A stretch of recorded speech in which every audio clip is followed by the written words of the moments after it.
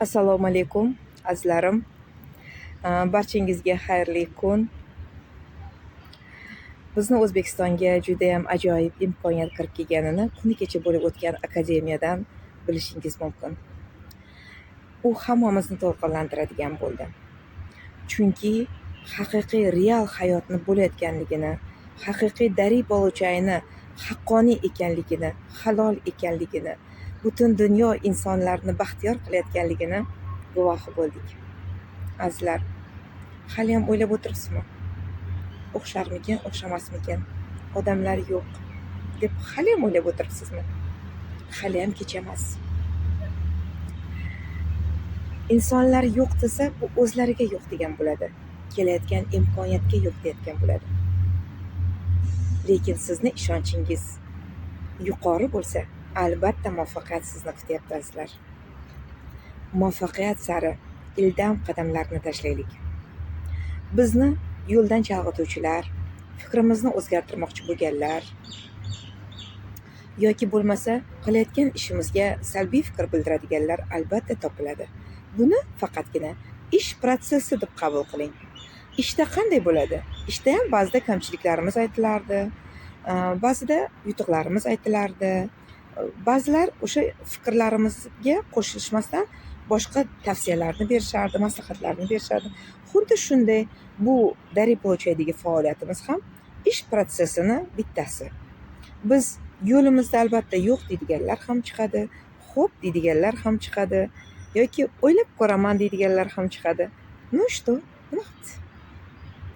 U insonlar qachon o'ziga qaror qabul qilsa, albatta siz biz bilan birga bo'ladi.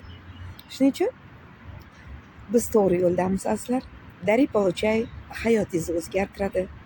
Darib oluvchay sizni sayohatlarga olib chiqadi. Darib oluvchay insonlarga sizni yuksak martabali qilib tanishtiradi. Darib oluvchayda siz yetuklikka erishasiz. Darib oluvchayda siz ustozlar topasiz. Darib oluvchayda do'stlar davrasida bo'lasiz. Darib oluvchayda sog'lom va baxtli yashaysiz. Azizlar, qalb xotirjamligiga hech narsa yetmaydi.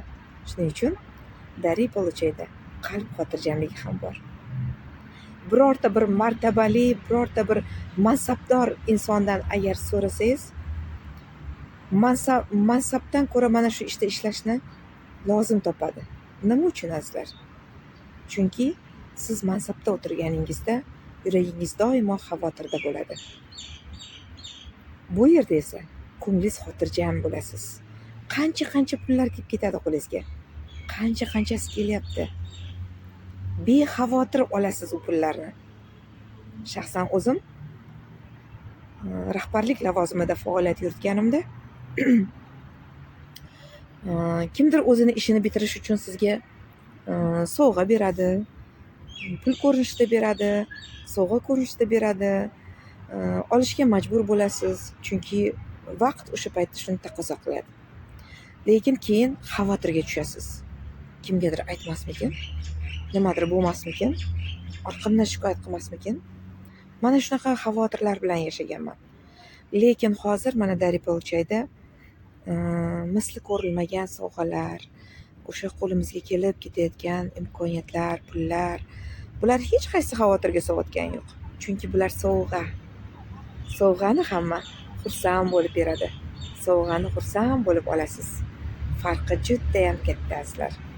Hammangizga omad tilagan holda bugungi kuningizni fayz barakasini bersin.